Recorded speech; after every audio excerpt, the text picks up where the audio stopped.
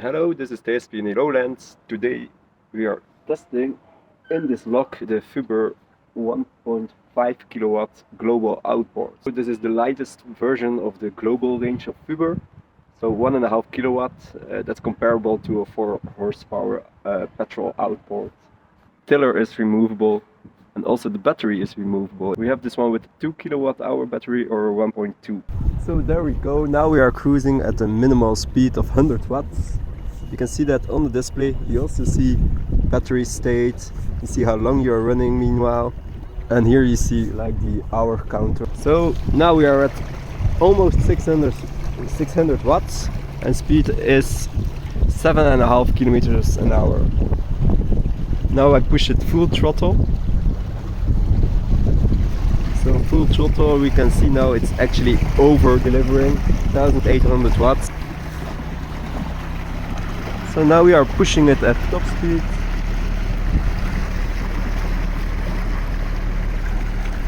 This is top speed.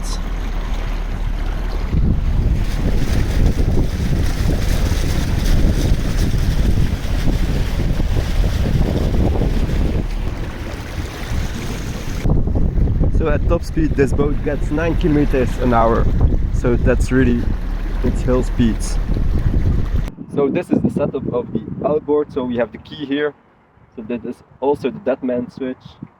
So if you put it off, we have no propulsion and you hear the outboard starts beeping. If we put it back, put it in neutral, and we can give throttle again. Okay. And then if we stop and we want to disconnect the battery, just one click here. Battery comes off and we can remove here. I'll show you soon. So here is the trim mechanism. So you have this handle. These are the steps you have to follow to disconnect the battery. I forgot to show you on the water. So first we disconnect like this. Then we here have on both sides this lock. We give it a spin. Now it's open here and we can remove the battery here. We also have the tiller handle that we can remove. So you can see you can move on different positions. If we want to remove, we open here. So we got it out of position. Now we have the cable here that we need to remove. Like this. Some really nice feature of this outboard is the magnetic coupling of the propeller. So there are no gears or splined axis with a splined propeller on it. It's just spinning freely, only magnetic forces. So you see the axis is not spinning. So if you hit a rock, this one just stops spinning.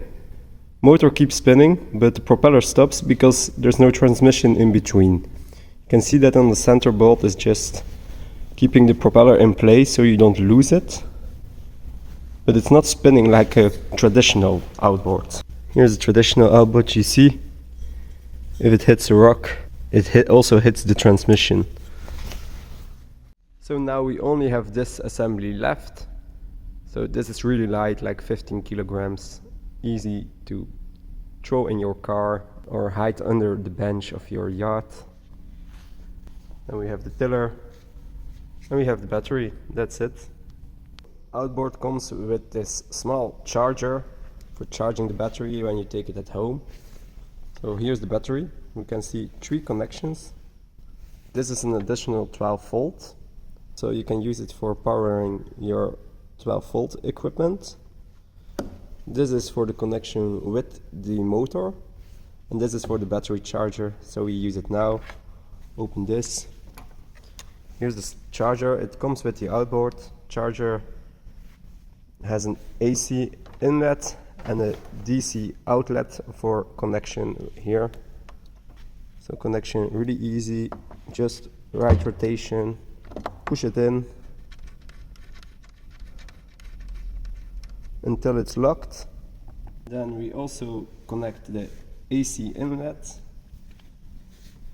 And you can hear the ventilator start spinning, so it's charging now.